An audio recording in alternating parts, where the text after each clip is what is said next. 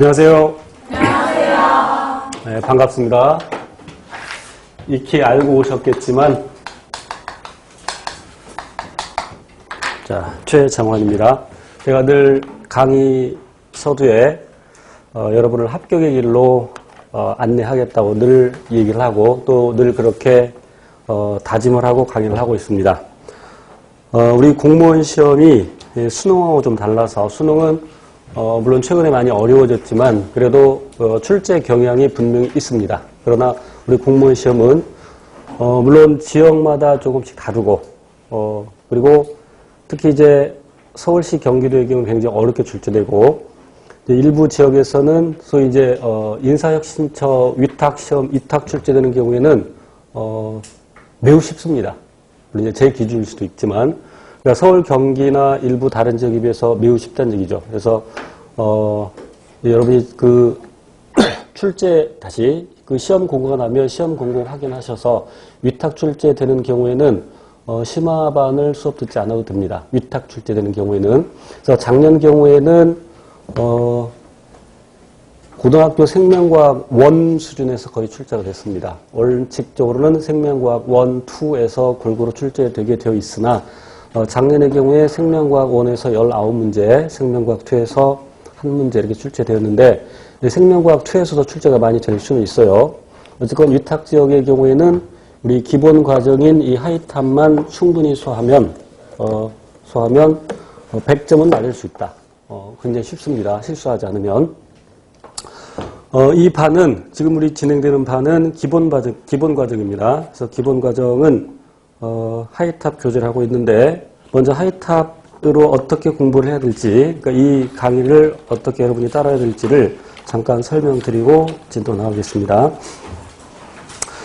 우선 이제 2015년 개정 교육 과정인데 그 이전에 비해서 한 단원이 빠졌어요. 맨델의 유전 법칙이 빠져 있습니다. 그러니까 2권의 유전 파트에서 그러니까 이제 생명과학 1이 크게 5단원으로 나누어지는데 목차를 보시면 거기 2권의 4단원의 유전에서 맨델의 유전 법칙이 빠져 있습니다. 그래서 이제 위탁 출제되는 경우에는 맨델의 법칙이 시험에 나오지 않을 거지만 그러나 그 다음 내용들을 이해하기 위해서는 특히 사람의 유전을 이해하기 위해서는 맨델의 유전 법칙을 알고 있어야 됩니다. 그래서 필요에 따라서 설명을 드릴 거고 1단원 이제 넘겨보면 10쪽 보면 지금 바로 진도 들어가는 거 아닙니다.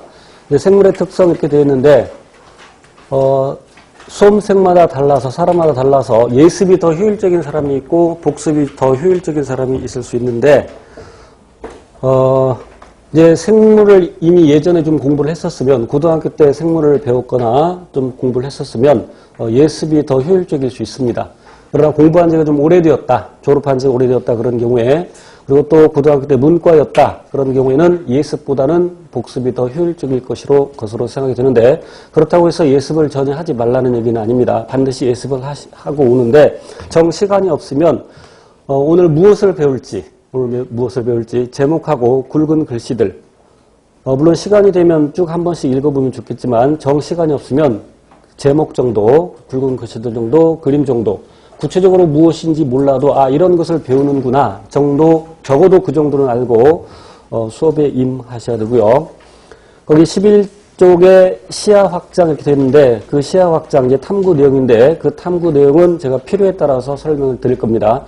이런 탐구 내용은 되게 이제 수능 유형의 문제로 출제가 되는데 아까 위탁 출제되는 경우에는 거의 탐구 내용 그러니까 수능 유형의 유형으로 출제가 되니까 제가 필요에 따라 설명을 드릴 거고 그래서 이런 여기 나와 있는 내용들을 제가 쭉 설명을 드리고 여러분이 이제 집에 가서 공부하실 때 저는 복습을 언제 하라고 이제 강조하냐면 집에 가서 복습하는 것보다 집에 가는 도중에 복습하는 게 매우 효율적입니다.